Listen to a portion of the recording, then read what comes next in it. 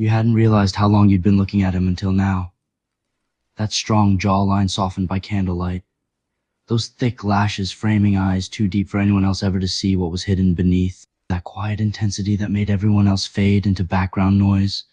And without thinking, without hesitation or fear or logic guiding you anymore, you smiled at Mattheo Riddle, with pure devotion shining through your blue eyes like twin moons over water.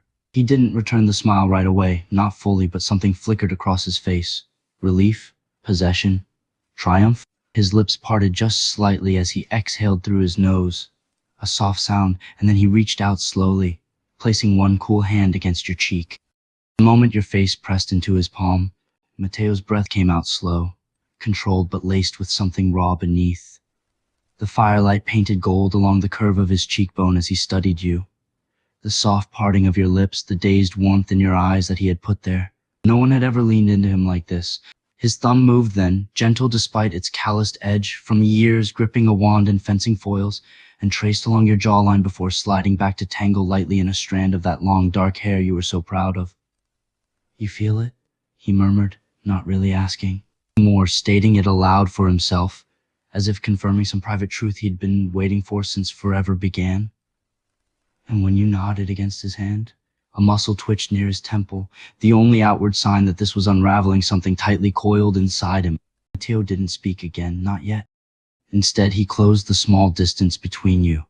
His lips met yours, not forceful, not demanding, but reverent, like a man who had waited lifetimes for this one moment and was terrified of breaking it with too much pressure. The kiss started soft, barely more than a brush of his mouth against yours, but then deepened when he felt your hands rise to grip the fabric of his jumper, pulling him closer like gravity itself demanded it. One hand stayed tangled in your hair, the other slid down to cup the back of your neck, holding you just right as he kissed you slowly. Savoring each breath shared between them like it was sacred air meant only for him and no one else on earth or beyond. The book slipped from his lap unnoticed onto the carpeted floor beside their chairs. The fire crackled softly. Mattheo finally claimed what had always been his. The kiss deepened, slow, intoxicating, consuming.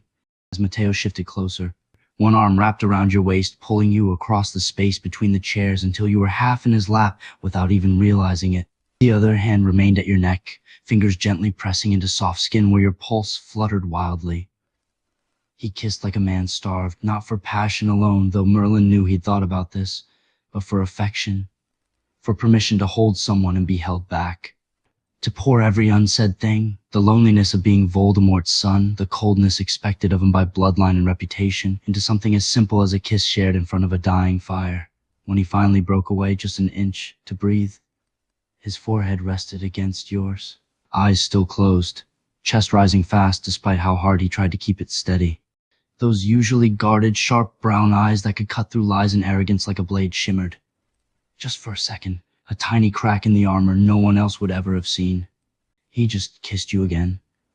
Softer this time, lingering over your lips with something almost fragile in the press of his mouth. His hands moved carefully, one stroking down your back, the other cradling your face, as if you were something infinitely precious he'd been afraid to touch too hard all his life. And when he finally pulled back just enough to look at you, his expression was different. The cold Slytherin prince gone, entirely replaced by someone younger beneath it all.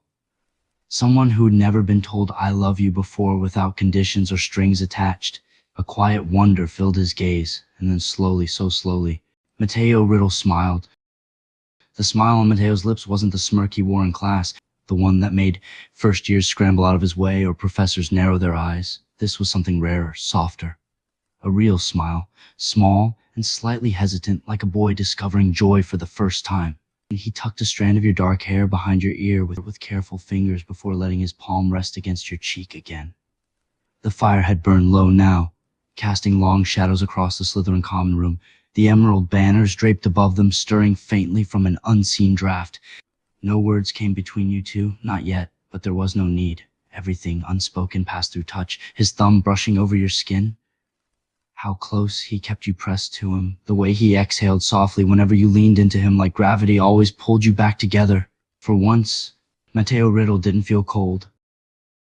The quiet between you was warm, safe, like the hush after a storm when everything's finally still. Matteo didn't let go of you. If anything, his arms tightened slightly, as if he could fuse your bodies together through sheer will. He pressed his lips to your forehead, a kiss so gentle it felt like a secret only meant for the night and no one else. No sarcasm, no defenses, just this. Him holding you close in front of the dying fire, surrounded by bookshelves filled with forbidden tomes and portraits that slept peacefully on their walls, all unaware that something monumental had just shifted in Mattheo Riddle's world. And then, because he couldn't help himself because this newfound tenderness was too big to contain, he kissed each of your eyelids softly. Mattheo lingered there, kissing your eyelids, your cheeks, the corner of your mouth, each pressed almost reverent, like he was mapping every part of you with quiet devotion. Then he kissed you properly again, slow and deep and sweet, not hungry or possessive like before, but tender, as if this kiss alone could say everything his voice couldn't yet. One hand slid up to tangle in your hair while the other rested at the small of your back, holding you securely against him. The weightless hush around them felt sacred, the castle asleep above them, no footsteps on stone floors, not even a whisper from the portraits. For someone who spent most nights smoking alone on the astronomy tower or brooding in silence with Theo, being close to you like this, it felt like coming home.